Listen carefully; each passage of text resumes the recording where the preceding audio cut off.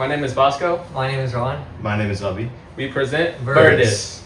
VERDIS uses machine learning and robotics to efficiently track the health of crops growing in North Texas. Manual inspections of millions of crops is nearly impossible, so quicker methods are required to minimize dying crops. Dead or spoiled yield can cost farmers an average of $50 per acre, adding up to billions of dollars lost per year globally. To solve this problem, we built a specialized drone with the focus of doing large inspections of crop fields with an advanced infrared camera.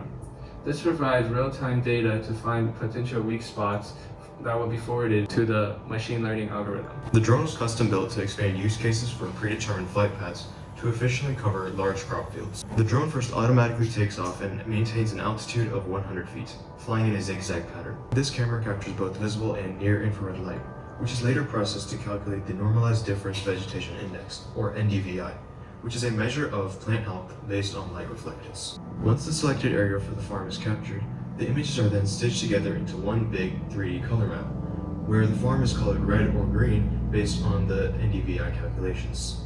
When a weak spot is detected, the drone then descends to about 10 feet above the crops in that given area to take close-up pictures of the dying crops, which are then processed to predict the disease. We trained the machine learning algorithm to accurately predict the health of over 14 species of crops and autonomously fly the drone in its desired path after finding simulated weak spots. Okay, so we've shown how our drone is built and collects needed data.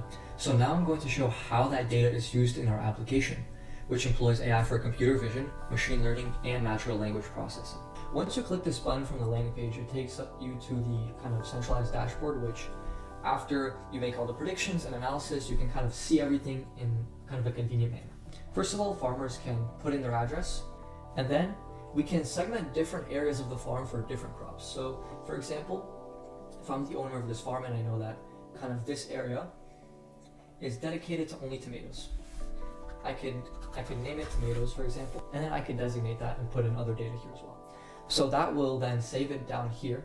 And with this, if you click on one of these, you can look at a bunch of sample data that our application collects over time as you continue to use it.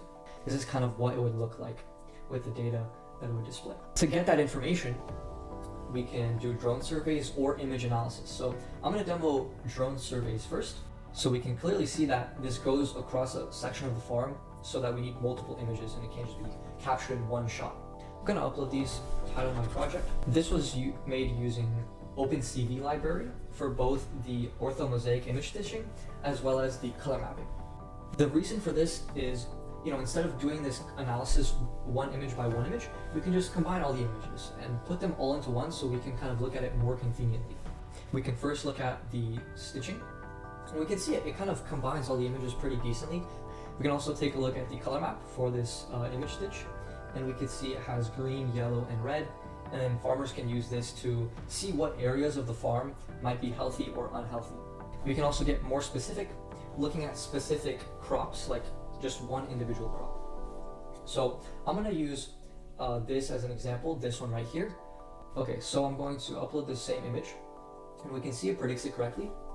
But now we can also get more insights on this. So for example, I can ask it, given this disease, what can I do to treat it?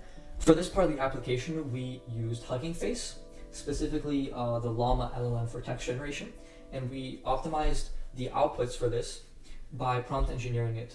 And then we can see here it finishes it relatively quickly, and it gives some tips for the farmer